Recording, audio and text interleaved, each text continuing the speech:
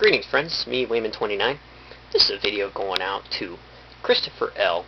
Why No Bunnies? And I kind of see where he's coming from, and I find it interesting myself, and I thought about this thing for years.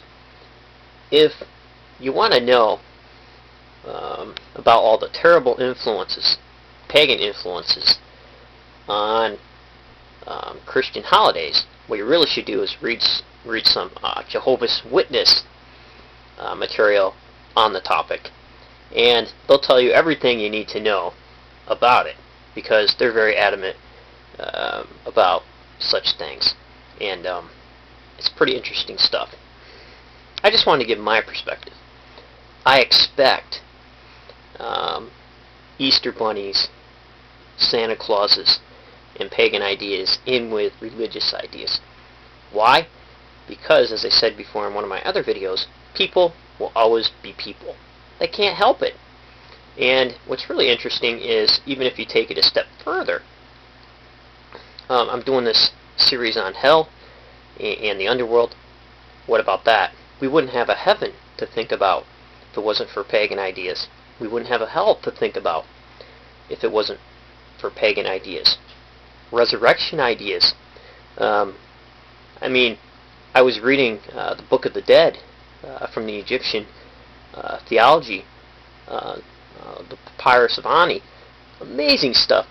And what's really interesting is, I happen to be reading it over Easter, over Easter break on my vacation.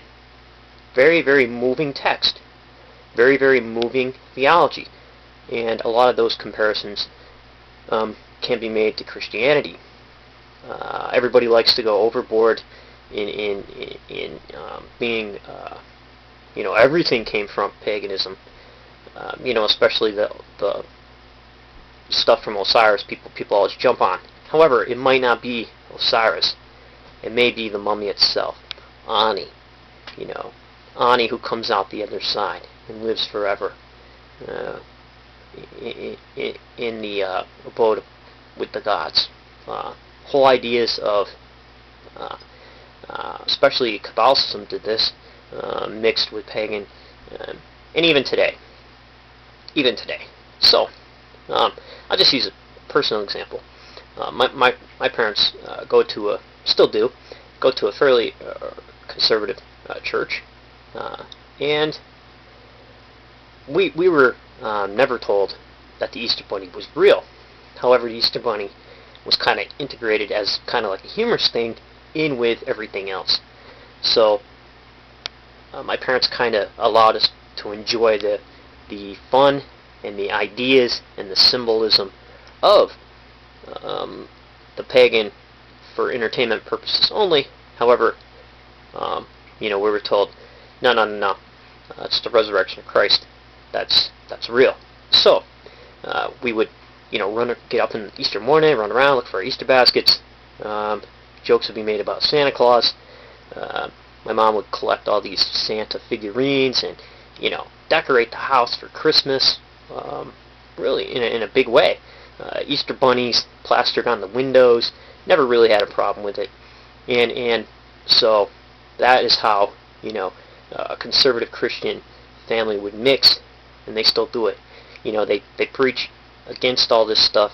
However, when they give the candy out in Sunday school, you get little chocolate eggs. Very interesting. So, people just can't help themselves for some reason. And if I'm going to post a link that I want everybody to take a look at. It's called The Golden Bough.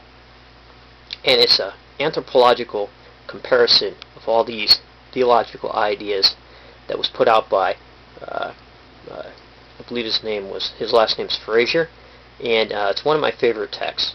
So I'll be posting a link in the details, and take a look at that. So interesting ideas here. I've been asking these kinds of questions for a long time. So take care, Christopher L., and thanks for bringing up the topic.